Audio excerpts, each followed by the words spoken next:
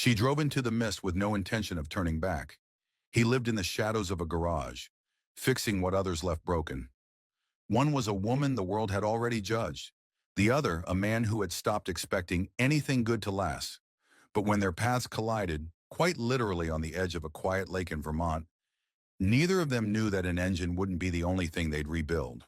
This is a story about second chances, the quiet power of kindness, and the love that grows not in grand gestures, but in small, steady acts that change everything.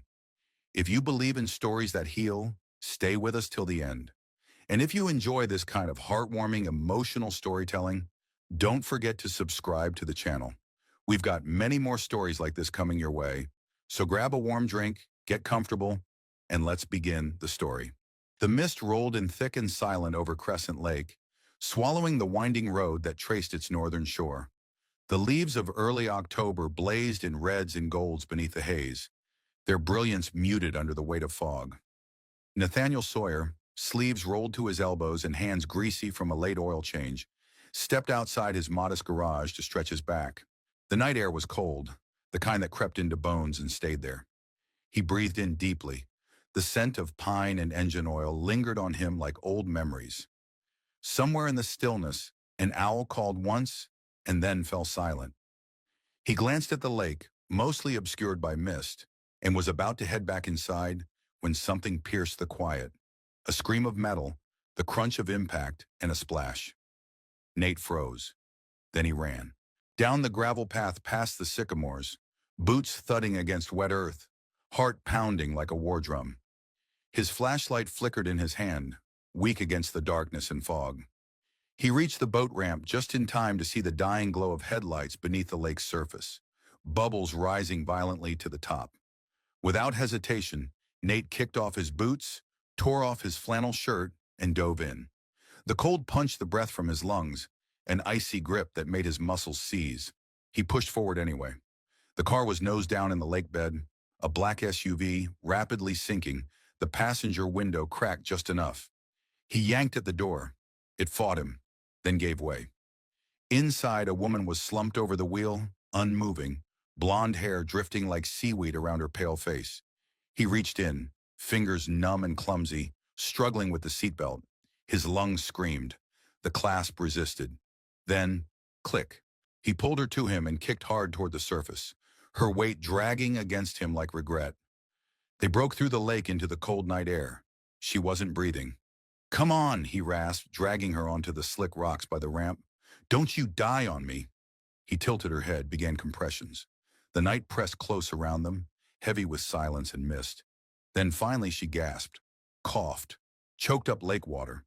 She blinked, dazed, then went limp again. Nate sagged in relief, breathless.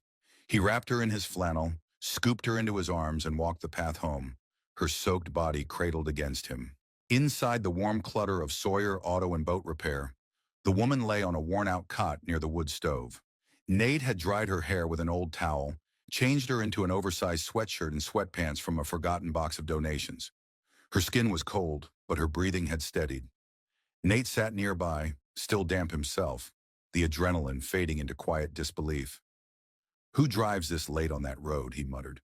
"And what the hell happened?" She didn't answer. Just lay there, her face slack in sleep, her fingers twitching with unconscious memory. Nate stood to check the remnants of her purse. What was left of it? It had floated ashore behind them, soaked but intact. No wallet, no phone, just a notebook, water-damaged but legible. Inside, scribbles, unsent letters, and one phrase over and over in faint, hurried ink. They took everything. He closed it with a shiver. Later that night, his mother, June Sawyer, came downstairs. Her silver hair was wrapped in a bun, her nightgown covered by a hand-knitted shawl that smelled faintly of lavender. "Nate," she called softly, "it's nearly 2 in the morning." He turned to her, voice low. "Ma, there was a crash. A car went into the lake. She was inside." June's eyes widened as she moved closer to the cot. She looked down at the woman, mid to late 30s, delicate features, a face once beautiful but tired now, worn down. "She alive?" "Barely." June placed a gentle hand on the woman's forehead. "She needs rest and kindness." Nate nodded. We'll give her both. They let her sleep. By morning, the fog had lifted, but the air remained sharp. Sunlight filtered in through the garage's dusty windows, illuminating rows of tools and old calendars pinned to wooden walls. Nate poured 2 mugs of black coffee, then returned to the cot. The woman was awake. She sat up slowly, blinking at her surroundings like a deer caught in unfamiliar woods. Her eyes met his. "You're in my shop," Nate said gently, offering a mug. "I'm Nate. You nearly drowned." She took the coffee with shaking hands. Her voice was dry, barely a whisper. I... I don't remember. I was driving, and then... water." "You hit the lake," he said. "Lucky you landed where someone could hear it." She looked down into her mug. "Lucky," she repeated, though it didn't sound like she believed it. "Do you remember your name?" A long pause, then softly, "Evelyn. Evelyn Monroe." The name stirred something in Nate's mind. Familiar. Like a name from a news ticker or financial article, but the details escaped him. "Well, Evelyn, you're safe now." She looked at him, eyes wary but grateful. She didn't ask questions about where she was or why he'd helped. She just sat there, clutching the mug like it was the only thing holding her together. "Why'd you help me?" she asked quietly. Nate shrugged. "Because that's what people are supposed to do." She studied him, unsure if she believed him or not. Outside, the lake gleamed again under the morning sun. But inside that modest garage, something far more important had surfaced. 2 broken lives, colliding not in tragedy, but in quiet, unexpected grace. That night, Evelyn barely slept. Though exhaustion tugged at her bones, her mind refused to rest. She lay awake in the cot near the wood-burning stove, listening to the groan of old pipes and the occasional pop of embers settling in the firebox. Each sound echoed in the stillness like a reminder. She was alive, and she didn't know whether to be grateful or not. By morning, sunlight spilled through the garage's dusty windows, filtering into narrow beams that lit up the room like it had been waiting for her to see it. Somewhere in the back, metal clinked. The smell of coffee mingled with the earthy scent of motor oil and pine. Nate stood at his workbench, pouring 2 mugs. He looked over as she sat up, her face pale and uncertain under tangled hair. "You made it through the night," he said softly. She pulled the blanket tighter around her shoulders. "Thanks to you." He walked over and handed her a mug. "Strong stuff. Might burn a hole in your stomach, but it'll wake you up." She took a cautious sip and winced. "You weren't kidding." A faint smile crossed his lips. "Most people around here take it black. I keep sugar in the cabinet, but the lid's probably rusted shut." Evelyn let her fingers wrap around the ceramic for warmth. She looked around the space. Tools hanging in neat rows, papers stacked with surprising order, and a calendar on the wall still stuck in July. "I don't suppose you have a phone?" she asked, her voice hoarse. He tilted his head toward the wall-mounted rotary. "No cell service this deep in the valley. That old thing still works, if you've got someone to call." Her eyes lingered on the phone. "I don't know if I do." He didn't press. Instead, he nodded and sat on the stool across from her. The silence that followed wasn't awkward. It was careful. The kind shared between strangers who've glimpsed each other's deepest pain without understanding the full story. "You're welcome to stay," he said at last, "until you figure out your next step." She blinked. "Why?" "Because that's what people should do. Help when they can." Evelyn frowned slightly as if kindness made her wary. "I won't be a burden." "You're not." A rustling sound broke the moment. June Sawyer stepped in, wrapped in a thick cardigan, carrying a plate of warm muffins. "I figured you'd both need something hot," she said cheerily. "And no offense, Nate, but your coffee shouldn't be consumed without backup." Evelyn almost smiled. "Thank you, ma'am." "Just June, sweetheart. No need to be formal." They gathered around the small kitchen table tucked between the office and the workbench. It wasn't elegant, but it felt solid, lived in. The kind of space where time passed differently. Evelyn took a bite of the muffin. It was simple, spiced with cinnamon and something else she couldn't place. It melted in her mouth like warmth itself. "This is wonderful," she said. June beamed. "Family recipe. I always make extra. Never know when someone might need comfort food." Evelyn looked up. eyes glassy for a moment. I guess I do. June studied her gently. You look like someone who's been running a long time. Evelyn didn't deny it. Sometimes we think running makes the pain quieter, June continued, pouring herself a cup of coffee. But pain has a way of keeping pace. There was no pity in her tone, only recognition. Evelyn lowered her eyes. She wasn't used to being seen, not without judgment. Later that afternoon, Evelyn wandered the garage, fingers trailing over the edges of worn wooden benches and rows of screwdrivers arranged like tools in an operating room. She paused before a photograph on the wall. Nate, maybe 10 years younger, standing proudly next to a sleek white jet. A wide, hopeful grin stretched across his face. You were in aviation? She asked, her voice echoing slightly in the open space. Nate looked up from under the hood of an old pickup. Used to be. Aerospace engineering. We were working on hybrid propulsion models. That picture was taken right before our last flight test. What happened? He didn't answer right away. He wiped his hands on a rag, stood slowly, and leaned against the truck. I reported some bad numbers, he said finally. Supply chain was falsifying quality control data. Planes were being certified that shouldn't have been. When I brought it up, well, turns out integrity's expensive. Evelyn didn't speak. She just listened. They fired me. Lawsuits followed. Lost my job, my house, everything. Even my fiancé left. Said I was too bitter. He laughed once, low and humorless. Maybe I was. Evelyn stepped closer. They took everything. His head turned sharply. What? She swallowed. That's what I wrote. In my notebook. Over and over. Just those words. It was the only way I could convince myself that it wasn't my fault. Their eyes locked. For a heartbeat, neither of them moved. They stood in a room that smelled of rust and firewood, with the buzz of a space heater in the background and autumn sunlight slipping through dusty windows. In that moment, they weren't mechanic and stranger, not even man and woman.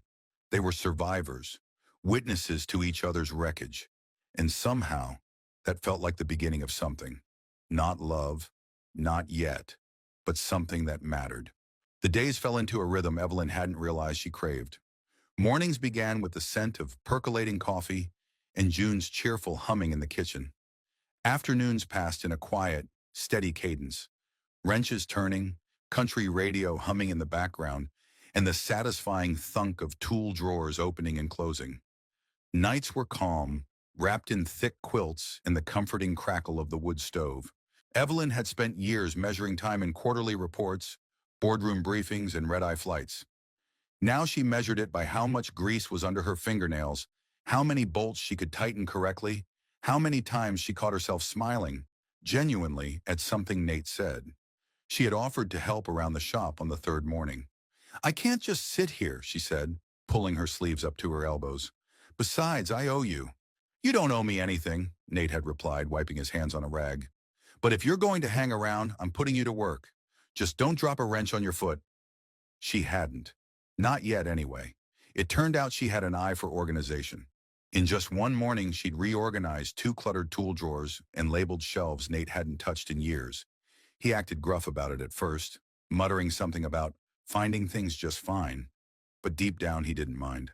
He even started giving her small tasks, holding parts steady, fetching tools, occasionally explaining engine diagrams with more patience than she expected.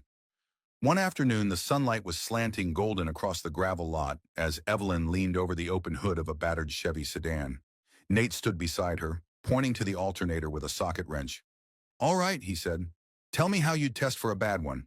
She squinted at the tangle of wires and belts. With a multimeter. Voltage reading while the engine's running, right? He gave her a surprised look. That's right. Most people can't remember that on the first try. Evelyn smirked. I may not look the part, but I've been doing my homework. You don't look the part, that's for sure, he said dryly. But you've got good instincts.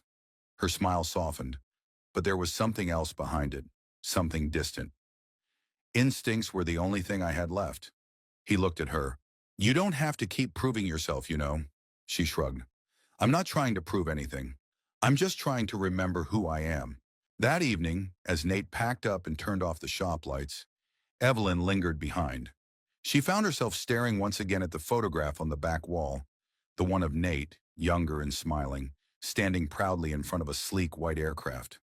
"You were in aviation," she said as he approached. "Used to be," he replied. "Aerospace engineer. That jet was part of a fuel efficiency project I worked on for 2 years." Her brow furrowed.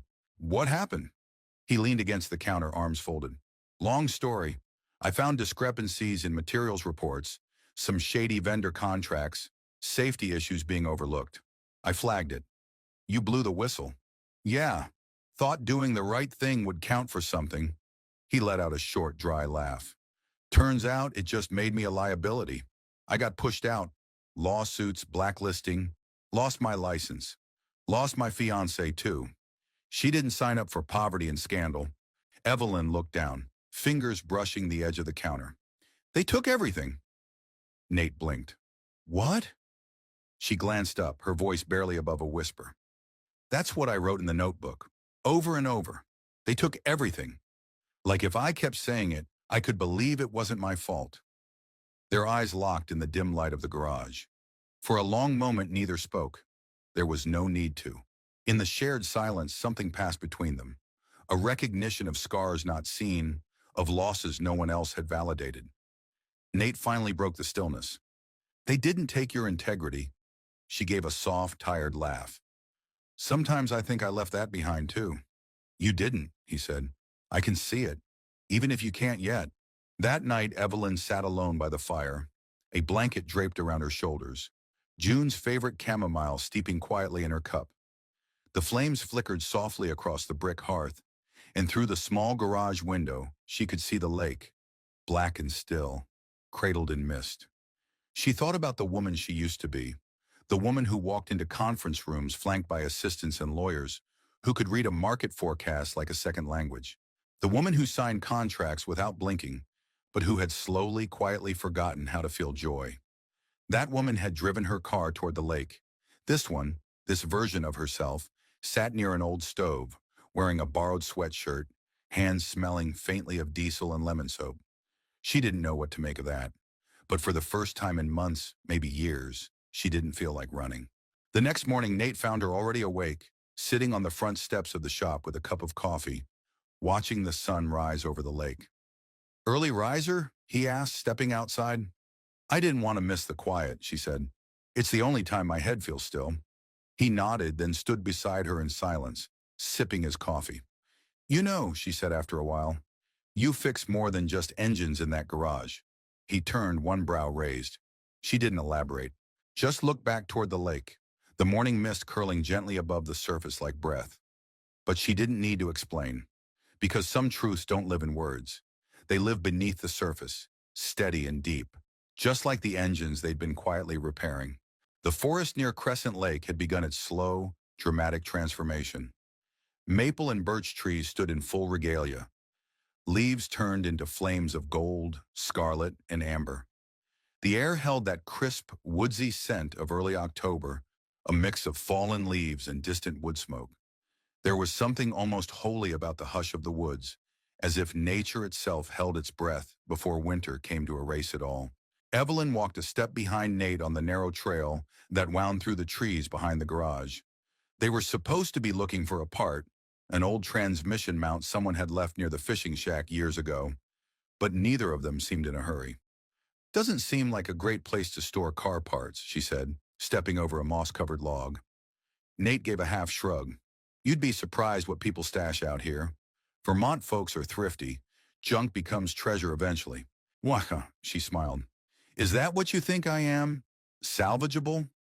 Nate stopped, turned, and gave her a look that wasn't unkind. "I think everyone's got something left worth fixing." The words hit deeper than she expected. They walked in silence for a while, the crunch of leaves underfoot the only sound. Sunlight filtered through the canopy, casting long golden stripes across the trail. For Evelyn, each step into the woods felt like a step further away from the world she'd left behind. Boardrooms, headlines, glass towers. None of that followed her here. They reached a clearing, a small ridge overlooking the lake. A lone bench sat weathered and mossy under a giant sugar maple. Nate dusted it off with his sleeve, motioned for her to sit. She did.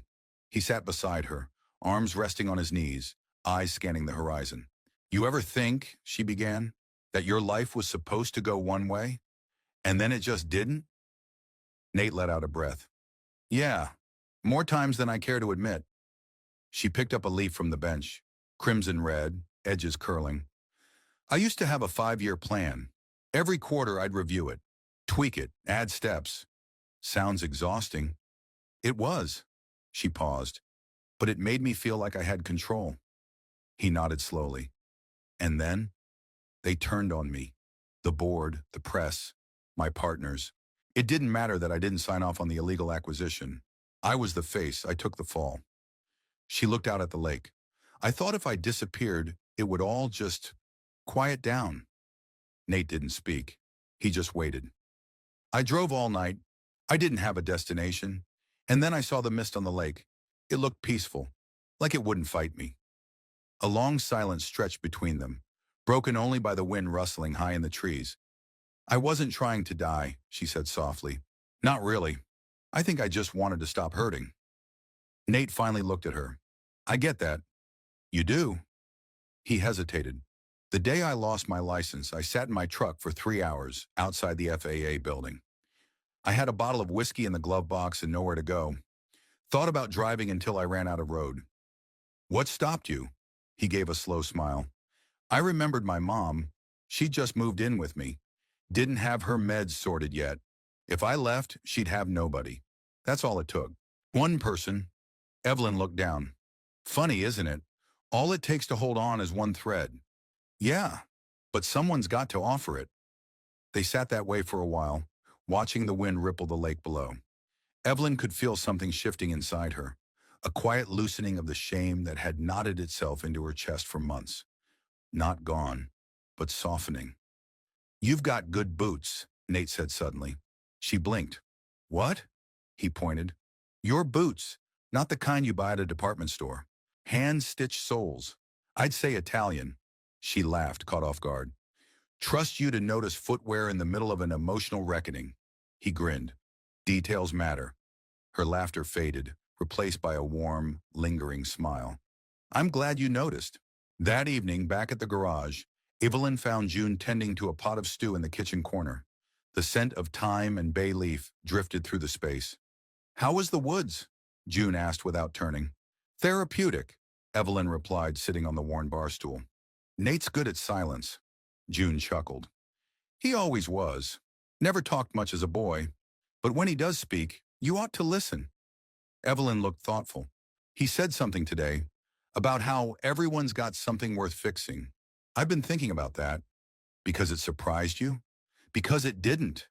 June turned from the stove and studied her. Some folks carry their brokenness like a badge. Others bury it so deep they forget it's there.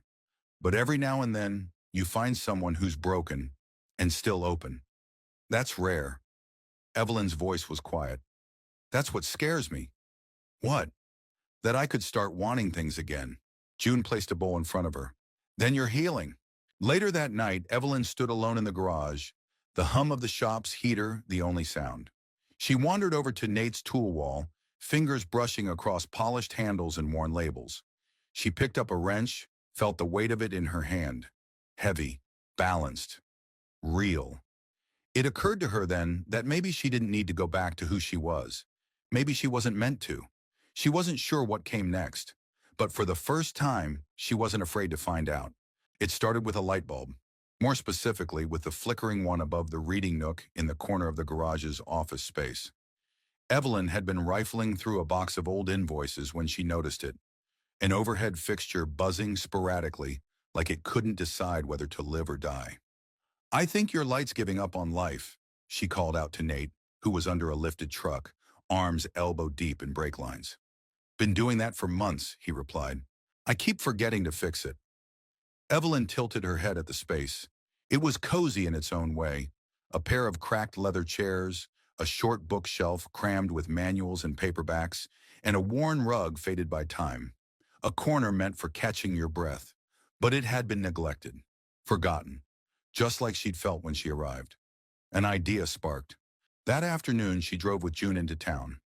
Evelyn in the passenger seat of the old Ford, June behind the wheel with both hands gripping 10 and 2 like a pilot in crosswinds. I'll never understand how they fit so many screws into one light fixture, June said as they exited the hardware store with a small bag of supplies. That's the beauty of over-engineering, Evelyn quipped. A solution looking for a problem. You sound like Nate used to. Evelyn smiled, genuinely, fully, for the first time in what felt like months. It caught her off guard. Back at the garage, she spent the rest of the afternoon on her project. She replaced the faulty fixture, dusted the shelves, sorted the books, even sewed the torn armrest on one of the chairs using an old repair kit she found in a drawer. She didn't ask Nate for permission. She just did it. Because for once, it felt good to give something without asking whether it was worth the effort. When Nate walked in later that evening, he stopped short at the sight. The light above the corner glowed warmly now, casting an amber hue over the books and chairs. The rug had been beaten clean and repositioned. A folded quilt lay on the arm of one chair, and on the small table between them sat two steaming mugs of chamomile tea and a single cinnamon muffin on a napkin. Evelyn looked up from the floor, where she was coiling an extension cord. I thought this space deserved better. Nate blinked, clearly unsure what to say. Then after a moment, it looks great. Want to test it out? He hesitated, then nodded. They each settled into a chair. The cushions sighed under their weight. Evelyn picked up her mug and took a slow sip. For a moment, neither of them said anything. You didn't have to do this, Nate said quietly. I know, she replied, but I wanted to. I needed to. He looked over at her. Most people wouldn't. She shrugged. I'm not most people. A beat of silence. Then he asked, so what did you do before you drove your car into a lake? She laughed, unexpected and real. I was the chairwoman of a private equity firm. Nate nearly choked on his tea. You're serious? He asked. Stonebridge Capital, she said, her tone flat. Or, as the press calls it now, the empire that imploded. He whistled low. And here I thought you were just good with socket sets. Turns out I'm also good at spectacular downfalls, she said, not bitterly, but almost with amusement. But I was better at making things work, at building something that mattered. I believe it. She looked at him. You do? Nate didn't answer right away. Instead, he took another sip of tea, then leaned back in the chair, letting his gaze settle on the soft light overhead. Only people who've lost everything know what it means to want something real again. Evelyn swallowed hard, and then, almost as an afterthought, she said, I think I might want to stay a little longer. The next morning, Nate found Evelyn kneeling beside an old mountain bike that had been leaning half-forgotten against the side of the garage. You planning to fix that too? He asked, wiping his hands on a rag. She looked up. It belongs to the neighbor's kid. I saw him trying to ride it yesterday. Chain kept slipping. Nate tilted his head. You know what's wrong with it? Nope, she said, but I figured I'd learn. All right, he said, squatting down beside her. Lesson 1, always check the derailleur. She grinned, the sun catching in her hair. Sounds serious. It is. Derailleurs don't mess around. That afternoon, the boy came by with wide eyes when he saw his bike standing straight and smooth, the chain freshly greased. Whoa, he whispered. You fixed it? Evelyn nodded. With a little help. Thanks, lady, he said, and then rode off down the gravel path, wobbling but laughing. Nate watched the boy disappear, then turned to Evelyn. That kid's dad lost his job last winter. They've been scraping by. That bike meant a lot. Evelyn nodded, still watching the trail. Funny. You spend your whole life chasing billion-dollar deals and headlines, and then a $10 bike repair is what makes you feel human again. Nate said nothing, but he was watching her closely now. Something was changing in her, and not just the way she smiled more easily or stood straighter. She was remembering who she was before the world taught her to armor up. That night, June knocked lightly on Evelyn's door before bed and handed her a folded apron. We're hosting a fall potluck next weekend, she said. You're helping. Evelyn unfolded the apron. It had a stitched maple leaf over the heart. I don't cook. Then you'll learn, June said with a wink. We've all got recipes worth saving. Evelyn looked down at the apron, her fingers grazing the fabric like it was something sacred. And for the first time since she'd arrived, she didn't feel like a guest anymore. The rain began just after midnight. It was the kind that tapped gently on the tin roof of the garage, a soft percussion that made the world feel smaller, like it had wrapped itself in a blanket. Evelyn sat curled on the edge of the cot, her bare feet tucked under her, a cup of tea cooling beside her, untouched. On the desk across the room sat her damaged leather purse, the one Nate had salvaged from the lakeshore. She hadn't opened it since that night. There was no reason to. She knew what was inside, but now something tugged. She rose slowly, walked across the room and unzipped the side compartment. Her fingers brushed over damp receipts, faded lip balm, a key card to a downtown parking garage, and then she found it. A small, water-warped envelope with no name on the front, its seal broken, but the pages still folded. She returned to the cot, hands trembling slightly, and unfolded the letter she'd written the night before everything collapsed. Dear William, if you're reading this, it means I didn't send it in time. Or maybe I never found the courage. Maybe I already knew what you'd say. I trusted you. I built that trust brick by brick over a decade, and you swept it away with one deal, one lie. And then you stood by while the headlines buried me. You stood silent while I was blamed. I kept thinking you'd call, that you'd say, it was me, I'll fix it. But the call never came. I've spent years making sense of markets, solving impossible puzzles. But I can't solve this. Not the betrayal, not the silence. You didn't just cost me my career. You took my name, my belief in loyalty, in justice, in people. I hope someday this letter haunts you, not because I want revenge, but because I want you to know I deserve better. Evelyn. She stared at the words, each one a ghost, a scream she never let out. A tear slipped down her cheek. She didn't hear the door creak until Nate's voice broke the quiet. You okay? Evelyn didn't move. Couldn't sleep. He stepped in, his flannel shirt open over a white undershirt, hair slightly tousled. Yeah, me neither. Rain gets in my bones. She held the letter in both hands, eyes unfocused. I wrote this to the man who ruined me. Never mailed it. Nate didn't speak. He simply lowered himself into the chair opposite her and waited. I thought if I sent it, it would make me feel powerful again, she said. But I couldn't do it. I didn't want him to think he still had space in my life. Nate leaned forward. So why keep it? Evelyn looked down at the page. Maybe I needed the reminder that it wasn't all in my head. He nodded slowly. Sometimes we don't write to be heard. We write to hear ourselves. She glanced up, meeting his gaze. You ever write one? A letter? He asked. Yeah. Wrote one to the FAA ethics board the night before the hearing. Never sent it. What did it say? He exhaled through his nose. Mostly things I was too angry to say out loud. But one line stuck with me. He paused. I said, if doing the right thing costs me everything, then I hope I never stop paying. Evelyn swallowed. Did it? Cost me everything? He looked around the garage. Pretty much. But I'm still here. Guess that counts for something. She folded the letter slowly and placed it on the table. I don't think I want to be angry anymore, she whispered. Nate looked at her for a long moment. You don't have to forget what happened, but maybe it's time to stop carrying it alone. Evelyn stared at the folded paper for a beat, then reached over, held it above the wood stove, and let go. The flames caught instantly. She didn't look away. Neither did Nate. The next morning the sky was washed clean, a blue so sharp it seemed painted. The lake shimmered under the early sun, steam rising like breath from the cold surface. Evelyn joined June in the kitchen, the smell of pancakes thick in the air. You look lighter, June said, sliding a plate onto the table. I slept, Evelyn replied as if surprised by the admission. June poured coffee, her eyes kind but sharp. Sometimes the only way to stop something from haunting you is to name it, look it in the eye, and send it on its way. Evelyn nodded slowly. I burned a letter. Good, June said without missing a beat. Fire's been healing people longer than therapy's been invented. They ate quietly for a few moments. Then Evelyn looked around the small kitchen, its wallpaper peeling at the corners, its shelves stacked with mismatched dishes, and felt a sense of peace she couldn't explain.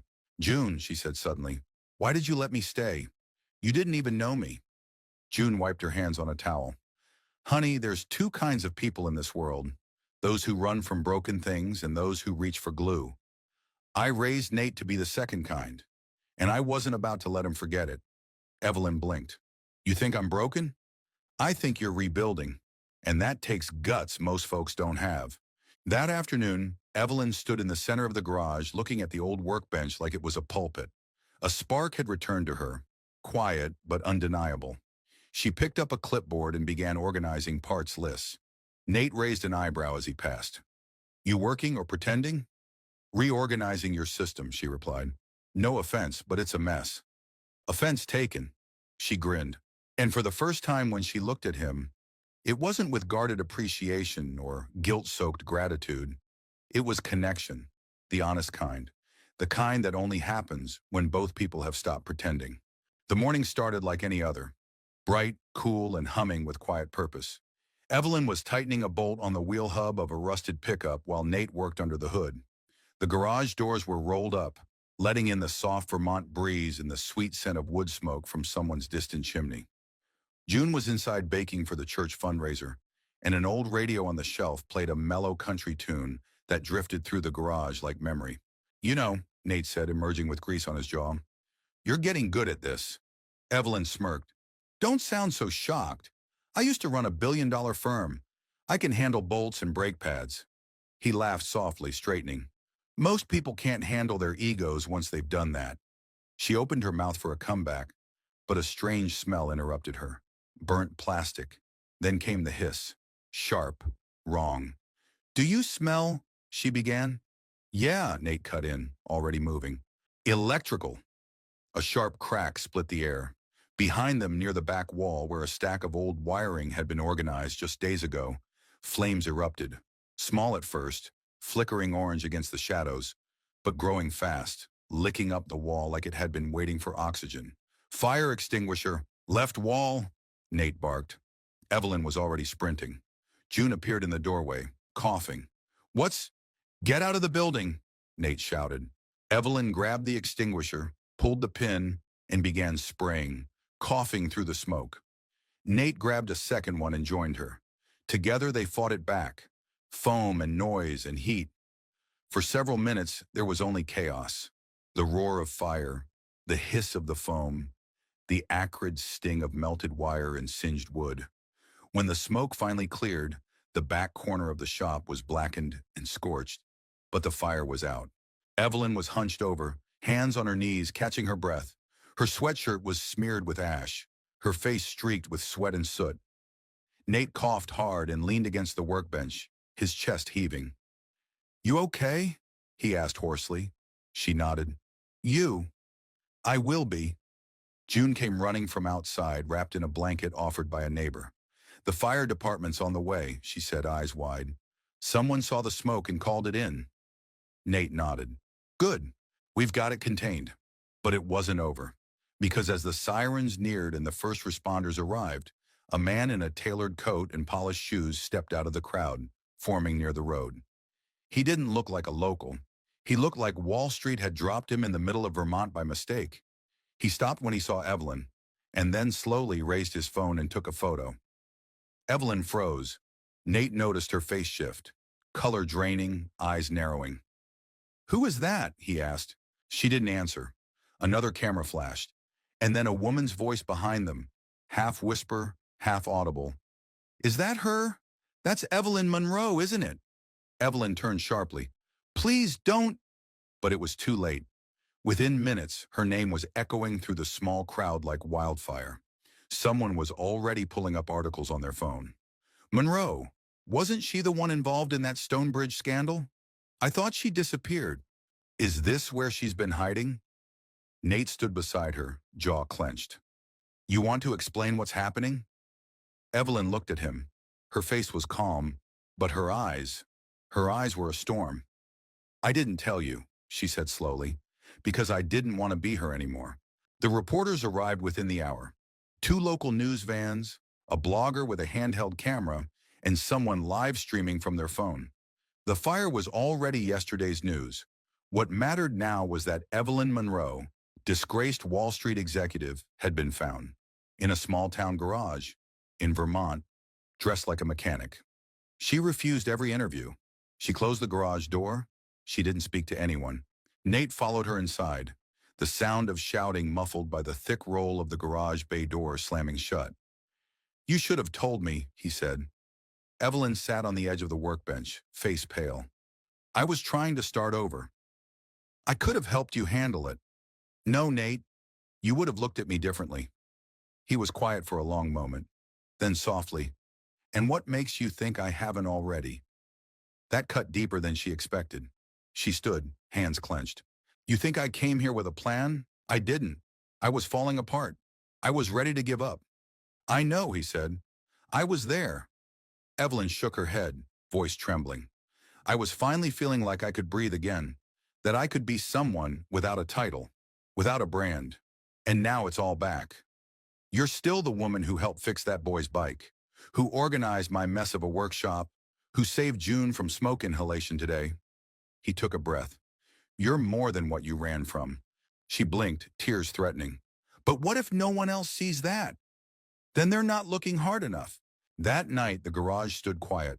The scorched back wall had been sealed with plywood, and the scent of smoke still lingered in the air. But there was a new kind of silence between them, one that wasn't made of mistrust, but of bruised honesty. Evelyn sat on the front steps, wrapped in June's quilt, staring out at the lake. Nate joined her without a word. For a long time, they sat without speaking. Finally, she said, everything I tried to bury came back today. Nate nodded. But you didn't run. No, she whispered. I didn't. He turned toward her. That matters. She looked at him, tired but clear-eyed. You're still here. Yeah, he said. I'm still here. And somehow that was enough. The rain returned 2 days after the fire, this time steady and gray, falling in rhythmic waves that blurred the lines between lake and sky. The tourists had gone. The news vans had left. But the echoes lingered. Inside the garage, everything was in limbo. Nate hadn't reopened the doors since the fire. The smell of smoke had mostly faded, but a bitter trace still clung to the rafters, like something that didn't want to be forgotten. Evelyn hadn't spoken much either. They'd spent the days moving slowly, fixing small things, sipping coffee in silence, walking the edge of the lake without a destination. June gave them space. She knew the weight of invisible burdens and had learned long ago that words couldn't always lift them. On the third morning, Evelyn stood by the dock, rain falling around her in delicate sheets. She wore her borrowed coat, boots slick with wet leaves, hands deep in her pockets. The lake stretched quiet and endless before her. Nate approached from the path, umbrella tilted against the wind. You'll get soaked, he said. I already am. He stood beside her for a moment, letting the silence settle. I'm not angry, he said quietly, in case you're still wondering. Evelyn didn't look at him. You should be. I lied. You hid. That's different. She turned toward him, rain streaking across her cheek like tears. I was ashamed of who I was, of how fast everything fell apart. Nate didn't respond right away. The rain on the water filled the space between them with something gentle and steady. Do you know why I stayed here after everything? He asked finally. Because it was safe? He shook his head. Because it was small, because it didn't ask me to be anything I couldn't be. She stared at the horizon. I envy that. You could choose it too. Her jaw tightened. I don't know who I am without the fight, without the pressure, the headlines, the stakes, the battles. I hated them, but they made me feel real. Nate looked at her, rain collecting in the lines around his eyes. Then maybe it's time to find out who you are without them. That afternoon, Evelyn sat at the old wooden desk in the back office with a fresh notebook and a pen that didn't skip. She stared at the first blank page for a long time before writing a single sentence. This is who I am when no one is watching. Then she stopped. Not because she didn't know what came next, but because she wanted to think before defining herself again. Outside, the rain persisted. It drummed against the roof with the constancy of a heartbeat. The lake swelled slightly. The fire-damaged corner of the shop remained untouched, as if waiting for them to decide whether it would be restored or left behind. Nate entered quietly with a box of old paperwork and settled across from her. Cleaning out the archives? She asked. Trying. Most of this is receipts and manuals from the 90s. He pulled out a faded newspaper clipping and smiled faintly. Here's one. My dad, back when he ran this place. They called him the man who could bring anything back to life. Evelyn looked at the photo, an older version of Nate, standing with a wrench in hand, grease on his chin, and that same stubborn warmth in his eyes. "You look like him," she said. "Sometimes I wonder if I'd disappoint him." Evelyn frowned. "Why would you?" "Because I lost everything. The job, the license, the future." She leaned back. "Maybe he wouldn't care what you lost. Maybe he'd care about what you chose to rebuild." Nate looked at her for a long moment. Then he set the clipping aside. "You know," he said, "I always thought you had to fight to matter. But maybe the fight isn't always outside." Evelyn nodded slowly. "Maybe it's the fight to be still, to stay, to be seen without shouting." That evening, as the rain began to fade into a steady mist, June made stew and poured 3 glasses of red wine. They sat at the small kitchen table, candles flickering between them, casting shadows that danced across the walls. "I got a call today," Evelyn said, swirling her glass slowly, "from someone on my old board." June looked up, surprised. "How'd they find you?" "The fire," Evelyn replied. "Apparently my face was good for ratings again." Nate's jaw tightened. "What did they want?" "A statement. An appearance, maybe. Something that shows I'm not hiding." June raised an eyebrow. "Are you?" Evelyn met her eyes. "No, not anymore." She took a breath. "I'm going to the city, just for a few days. Not to take back anything, just to face it, on my terms." Nate was quiet for a long time. Then, "You'll come back?" "I don't know yet," she said honestly, "but I'll try." That night before sleep, Evelyn stood by the window in the spare bedroom, looking out over the lake. The moon had broken through the thinning clouds, casting a silver sheen across the water. The reflection trembled slightly in the breeze, but it held. She thought of the woman who had driven into the mist, ready to disappear. And then she thought of the woman who had stayed. Not the one from the headlines, not the one from the boardroom, but the one who now knew how to use a wrench, who saved a life from smoke, who burned a letter instead of carrying its weight. There was still so much left to face, but she wasn't running anymore. The first snow arrived early that year. Just a dusting, barely enough to coat the rooftops or linger on the pines. But it carried the hush of winter, the way the world seems to hold its breath before the cold settles in. Crescent Lake mirrored a pewter sky, and the air carried the clean scent of something new beginning. Nate stood under the garage awning, sipping coffee from a dented thermos, watching his breath mingle with the morning chill. The shop had reopened 2 weeks ago, quietly. No announcement, no apology. It was just open. People came, not for the fire story, not for gossip. They came because Nate never stopped fixing what others left behind. He hadn't spoken to Evelyn since the night she left. No texts, no updates, no promises. Just that last soft, "I'll try," echoing in his mind like a note that never resolved. He hadn't expected her to return, but he'd kept the corner she cleaned still tidy. The reading light still worked. The blanket she folded still lay over the arm of the chair. And every time he made tea in the afternoon, he poured 2 mugs just in case. That afternoon, as the sky darkened into a slow-falling snow, Nate was in the middle of tuning a carburetor when something made him pause. It wasn't a sound, it was a feeling. He looked up.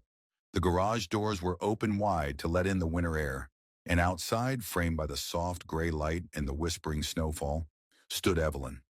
No suitcase, no umbrella, no press. Just her. She wore a simple wool coat, unbuttoned. Her hair had grown slightly longer, tucked behind her ears. Her expression was unreadable, except for the way her eyes softened when they met his. She didn't move. Neither did he. For a moment, the world was just two people, separated by a few feet in several thousand unspoken words. Then Nate set down the wrench and walked toward her. Not quickly, not urgently, just steadily, like he'd known this moment would come, and he didn't want to startle it. He stopped a step away. "Hey," he said. "Hey," she replied. "How was the city?" She took a breath. Loud, fast, familiar. "Did you find what you were looking for?" "I didn't go to find anything," she said. "I went to see if it still owned me." "And?" Her smile was quiet. "It doesn't." A flake of snow caught in her hair. She didn't brush it away. "I stayed with an old friend," she said. "She offered me a seat back at the table. Said the firm is restructuring under new leadership. Clean slate, high salary, prestige, headlines." Nate waited. I told her I'd think about it, she continued. Then I packed a bag and left it on the hotel bed. His breath caught, just barely. I didn't come back with a plan, she added, or answers, just this feeling that I wasn't done here. Nate's voice was low. You're not. Evelyn swallowed. I don't want to be the woman who disappears. Not anymore. And I don't want to be the headline either. I want to be useful, present, honest. He stepped aside just enough to gesture toward the open garage. We've got a radiator leak on a Civic and a snowblower that sounds like a dying goose. She blinked, then laughed. You're offering me a job? I'm offering you a wrench and a place to sit. The rest is up to you. She stepped forward, and as she passed him, her arm brushed his. They didn't hug, they didn't kiss, but they didn't need to. Some returns don't require ceremony, only presence. That evening, Evelyn sat in the corner she had restored, hands wrapped around a mug of hot cider, watching the light flicker across the old tools and books. June came in from the kitchen, holding a dish towel, and paused when she saw her. Well, she said, smiling warmly, you didn't even knock. I didn't want to jinx it, Evelyn replied. June walked over and kissed her gently on the head. Welcome home, sweetheart. Evelyn felt her throat tighten. She didn't know if this was forever. But it was enough for now. And sometimes, now is the bravest thing a person can choose. A week after Evelyn returned, the garage looked almost the same. But everything had changed. Nate still worked under hoods and over brake lines. June still baked too much and insisted everyone eat seconds. But Evelyn had begun sketching something new. Not in secret, not quietly, but at the center table, in plain sight. Most mornings, she spread out blueprints, legal pads, and a stack of sticky notes over the workbench between repair manuals and wrenches. When Nate asked what she was working on, she simply said, something useful. By the second week, he knew better than to ask again. He knew better than to doubt her. One crisp afternoon, as snow dusted the gravel lot and a cardinal perched on the gas line, Evelyn rolled down the garage door and stood before Nate with a folder in her hand. He was elbow deep in a rusted snowblower, muttering curses under his breath. I'm not interrupting, am I? She asked with a small grin. You're always interrupting, he replied, standing and wiping his hands. What have you got? She held up the folder. A proposal for the Sawyer project. He blinked. Is that what you're calling it? You wouldn't name it after yourself, she said. So I did it for you. He opened the folder. Inside were plans, real ones. A training facility added to the rear of the garage. Workbenches converted for classroom use. A list of potential equipment donors. A scholarship fund, starting small but scalable. Evelyn, he murmured. She straightened. I've been on boards that raise billions. I've worked with city councils, corporate grant panels, and educational foundations. I know how to build something that lasts. And this matters. Nate looked at her, the wind brushing his hair, eyes narrowed in thought. What exactly are you trying to build? A second chance, she said simply, for kids who never got a first one, for people who never had someone to believe in them, for this town. He flipped through more pages, scanning budgets, timelines, partners. It was airtight, visionary, practical, kind. You did all this in 2 weeks?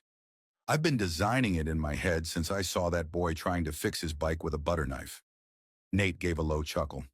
That kid comes around every day now. Thinks you're some kind of wizard. I'll take it, she said, grinning. He set the folder down carefully. And what do you need from me? Your name, she said. Your space. Your belief. He studied her a long time, then nodded. You've got it. The news broke quietly, but deliberately. A small article in the local paper.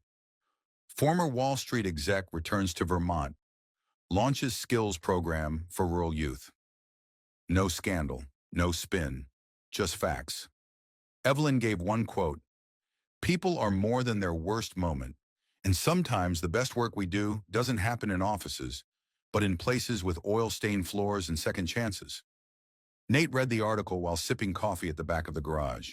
When he finished, he folded it and tucked it into his toolbox. He didn't say a word, but he smiled. Within a week, volunteers came. Not many, but enough to clean out the old storage room and paint the back wall. Enough to string lights and wire up a projector. Enough to believe. Evelyn worked alongside them. sanding, scraping, hammering, laughing. She wore gloves like armor and carried a clipboard like a general. Nate swore she had more energy than the generator. "I didn't know you were handy with a power drill," he said one afternoon, as she secured a bracket to a new bench. "I used to negotiate leveraged buyouts while ordering lunch. I can handle multitasking." "Well," he said, tapping the wood, "this bench is solid. So's the mission." He looked at her, admiring the way her face lit up with purpose. It wasn't the same fire he'd seen in her when she first arrived, wild and barely contained. This was different, steady, rooted, true. On the day of the soft opening, the garage-turned-learning center was unrecognizable. The back room was now a bright, warm workshop space with wall-mounted tools, instructional diagrams, and a banner over the entrance. The Sawyer Project. For those who dare to begin again. They didn't host a ribbon cutting. Evelyn hated those. Instead, they opened the doors and let people wander in. A few teenagers, a retired mechanic, a single mother who wanted to learn basic car repair to stop being overcharged. They came. They stayed. They asked questions, and Evelyn smiled. At one point, she stepped outside for air, just as the sun began to set, casting long golden rays across the lake and the pine-lined horizon. She closed her eyes and breathed. Nate joined her, hands in his jacket pockets. "You did it," he said. "We did it," she corrected. "No," he said, voice softer. "This part was you." She turned to face him. "Do you regret saying yes?" He smiled. "You taught me something." "Oh? You don't need to go back to who you were before everything broke. You can start again, as someone better." She felt her throat tighten. "Thank you." "For what?" "For seeing me. Not who I was. Just me." He reached for her hand, calloused, warm, and sure. Their fingers interlaced naturally, like something they'd done for years. And in the quiet, just before dusk fell fully, Evelyn whispered, "This is the first time I've ever built something that felt like home." It began with a letter to the editor, just a short note printed in the back column of the Vermont North Chronicle, under the heading, "Small Miracles." "To the woman who fixed my daughter's car for free, thank you. She's 17, a new driver. She'd been saving for months to buy that old Honda. When it died on the way to school, you didn't just fix her engine. You gave her back her independence. And I watched her drive away with tears in her eyes, not because the car worked, but because someone believed she was worth the time. Grateful mom in North Shore." That was all it took. In the weeks that followed, letters came in regularly. Some from nearby towns, some from former students who had taken Evelyn's weekend class on basic diagnostics. Others from older men who used to work with their hands but had lost the confidence to teach. A few came from people who had never even stepped foot in the garage, but had heard what was happening. And slowly the town began to talk. Not about Evelyn's past, but about her present. One Saturday morning, as a light snow dusted the lot and steam rose from the coffee cups on the counter, Evelyn hung a corkboard on the wall beside the front door. She called it the Board of Gratitude. At first, it held just one pinned note, the original letter from the mom in North Shore. By the end of the week, it held 37. The Sawyer Project didn't just teach repair. It taught repair of a different kind. Teenagers with nowhere to go after school found focus there. Veterans found purpose. Young women learned to change oil with confidence. One man, a recent widower in his 60s, came in with trembling hands and walked out smiling, saying, "I didn't think I had anything left to give." Evelyn kept track of each name.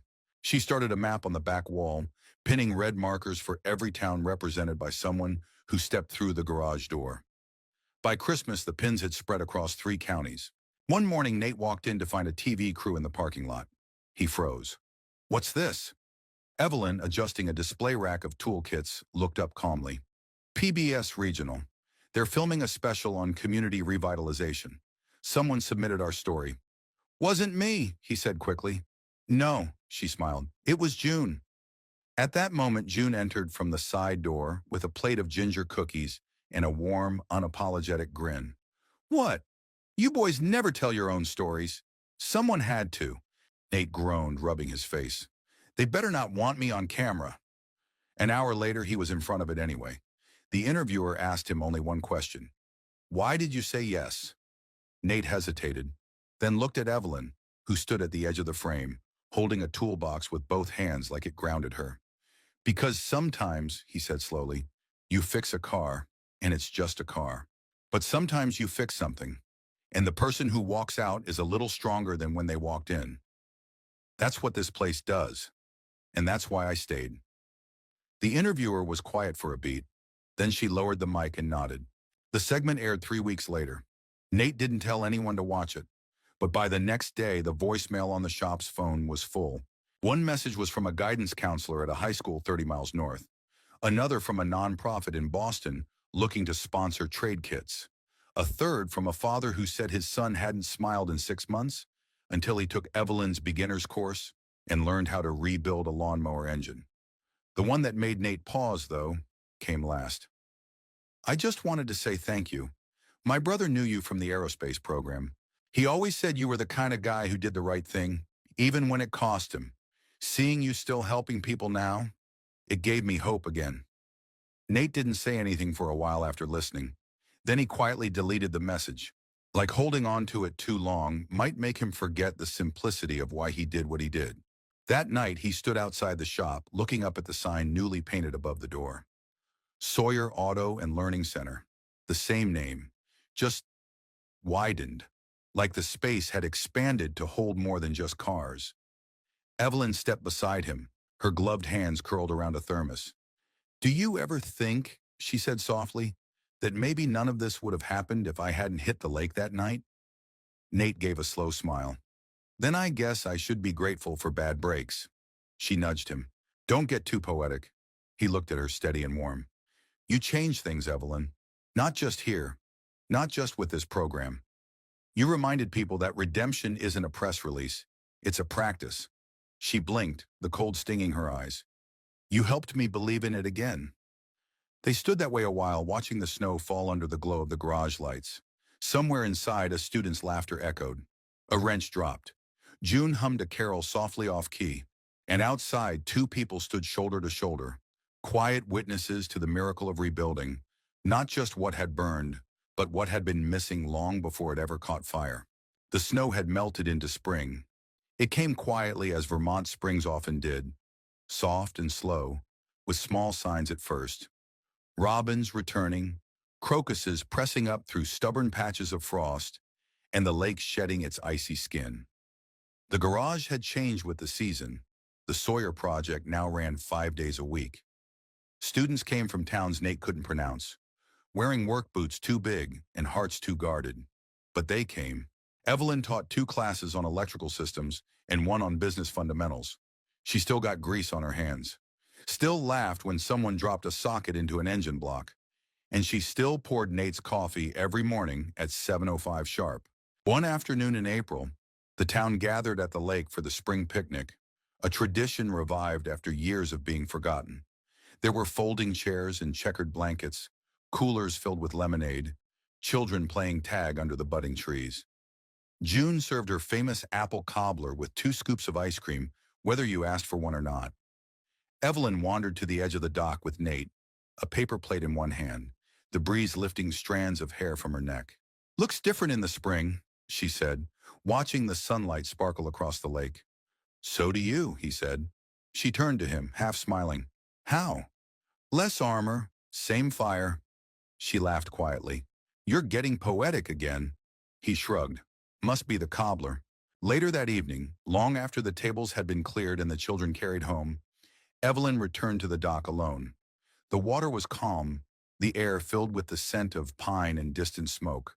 In her hand, she held a photo, slightly crumpled, edges worn. It was the one Nate had kept in his toolbox, him and his father, smiling in front of the aircraft. She had added a new one beneath it. It showed a group of students standing in the garage, their hands stained with oil, eyes bright with pride. At the center stood Nate, looking a little uncomfortable, a little overwhelmed, and entirely himself. Evelyn smiled. Behind her, footsteps approached. I thought you might be here, Nate said, joining her. He looked at the photo in her hand and nodded. It belongs together. She tucked it away carefully. Everything's different now. Yeah, but not all of it. They stood side by side, listening to the lapping of the lake. For a moment, Evelyn closed her eyes and let it all pass through her. Everything she had lost, everything she had gained, and everything she had chosen to leave behind. "I don't miss that life," she whispered. "I know," he said. "I don't even think I miss who I was." "You weren't meant to stay her." She turned toward him, voice barely audible. "Do you ever think about the night it all started?" "Every day." She looked up. "Do you regret it?" He took a breath. "I think that night didn't break anything. It just revealed what needed fixing." Evelyn nodded slowly. "Even me? Especially you." As twilight deepened, they walked back toward the garage. Fireflies blinked in the tall grass. Somewhere in the distance, June's wind chimes caught the breeze. At the edge of the gravel lot, Evelyn stopped and looked at the building that had become more than just four walls and a workbench. It was now a classroom, a refuge, a second chance made of steel and kindness. "I want to stay," she said. Nate turned to her, steady. "You already have." She reached for his hand, and this time he didn't hesitate. Weeks later, on the morning of the first official open house for the Sawyer Project, people from across the county arrived. Teachers, journalists, students, and even a few skeptics. They toured the facility, met volunteers, watched demonstrations. Laughter bounced off the walls. Hands were shaken. Cameras clicked. At the end of the tour, someone asked Evelyn to say a few words. She stepped up to the small platform they had built out of repurposed pallets. Sunlight bathed the room. Nate stood in the back, arms crossed, watching. Evelyn took a breath. "When I came here," she began, "I was a woman with a past but no future. I had names people used: CEO, failure, scandal, but none of them fit. I was trying to disappear." She looked around the room, eyes meeting strangers and friends alike. "But someone pulled me from the water, not just literally, but from the weight I was sinking under. He gave me tools not to fix engines, but to rebuild myself." She looked at Nate, and then he stood back and let me learn who I was, without pressure, without judgment, without ever needing me to be anyone other than who I already was. A long pause. "That's what this place is. Not a program, not a publicity project, but a place where people get to start over, where what's under the hood of a car, of a life, is what truly matters." The applause was warm and lasting. That evening, when the last visitor had gone, and the lights were dimmed, and June had retreated with her knitting and hot cocoa, Evelyn and Nate stood once more at the dock beneath the stars. The lake was still, the air was cool, and for the first time in a long, long while, there was nothing left to fix. Only a future to build, together. Before you go, we'd love to know, where are you watching from? Drop your city, your country, or even just a little hello in the comments. We read every single one, and it means more than you know. If this story touched you in any way, don't forget to like the video and subscribe to the channel for more heartwarming stories about kindness, love, and second chances. And thank you, truly, for spending your time with us. Until next time, take care and stay kind.